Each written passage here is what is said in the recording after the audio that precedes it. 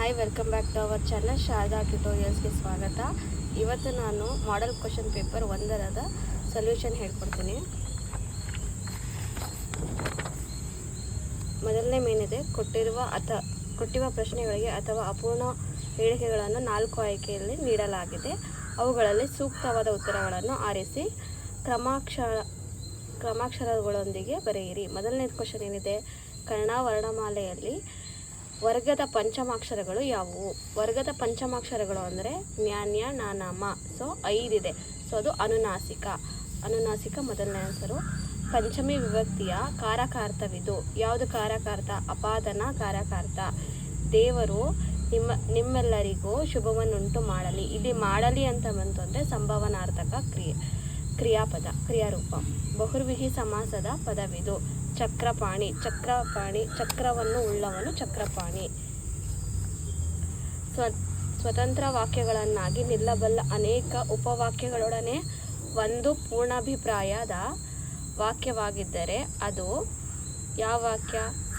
ಸಂಯೋಜಿತ ವಾಕ್ಯ ಆಗುತ್ತೆ. ತರುವಾಯ ಪದವು ಈ ವಾಕ್ಯಕ್ಕೆ ಉದಾಹರಣೆಯಾಗಿದೆ. ಸಾಮಾನ್ಯಾರ್ಥಕ ವಾಕ್ಯಕ್ಕೆ ಉದಾಹರಣೆಯಾಗಿದೆ. ನೆಕ್ಸ್ಟ್ ಸೆಕೆಂಡ್ ಮೇನ್ ನೋಡೋದಾದರೆ, ಕೆಳಗಿನವುಗಳಲ್ಲಿ ಮೊದಲೆರಡು ಪದಗಳಿರುವ ಸಂಬಂಧಿತ ಮೂರನೇ ಪದಕ್ಕೆ ಸರಿಹೊಂದುವಂತೆ ಸಂಬಂಧಿತ ಪದವನ್ನು ಬರೆಯಿರಿ. ವೈಶಾಖ ಬೇಸಿಗೆಯಲ್ಲಿ ಹೇಳ್ತೀವಿ, ಅಂದರೆ ಪ್ರತಿಹಾರಿಯಲ್ಲಿ ಹೇಳ್ತೀವಿ, ಮಳೆಗಾಲದಲ್ಲಿ ಹೇಳ್ತೀವಿ. ಚಲುವಿಕೆ ತದ್ದಿದಂಥ ಭಾವನಾಮ. ತಿನ್ನುವಿಕೆ ಕೃದಂತ ಭಾವನಾಮ. ಮಕ್ಕಳು ಮರಿ ಜೋಡು ನುಡಿ.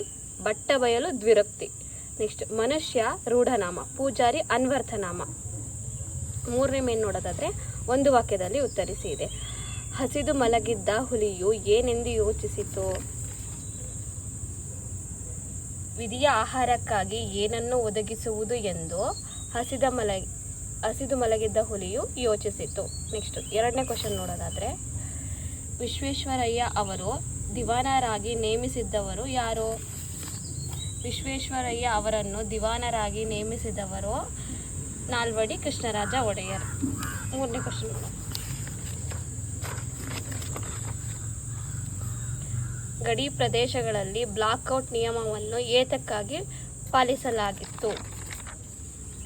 ಗಡಿ ಪ್ರದೇಶಗಳಲ್ಲಿ ಯುದ್ಧ ಕಾಲದಲ್ಲಿ ರಾತ್ರಿ ವೇಳೆ ಶತ್ರು ಸೈನಿಕ ವೈಮಾನಿಕ ದಾಳಿ ಮಾಡಲು ಅವಕಾಶವಾಗದಂತೆ ವಿದ್ಯುತ್ ದೀಪ ಬೆಂಕಿಯನ್ನು ಉರಿಸದೆ ಕತ್ತಲಿನಲ್ಲಿದ್ದು ರಕ್ಷಿಸಿಕೊಳ್ಳುವುದಕ್ಕೆ ಬ್ಲಾಕ್ಔಟ್ ನಿಯಮವನ್ನು ಪಾಲಿಸಲಾಗಿತ್ತು. ಅಂದರೆ ಅವರನ್ನ ಯುದ್ಧ ಕಾಲದಲ್ಲಿ ಅವರು ತನ್ನನ್ನು ತಾನು ರಕ್ಷಿಸಿಕೊಳ್ಳೋದಕ್ಕೆ ಬ್ಲಾಕ್ಔಟ್ ನಿಯಮನ ಜಾರಿಗೊಳಿಸ್ತಾರೆ.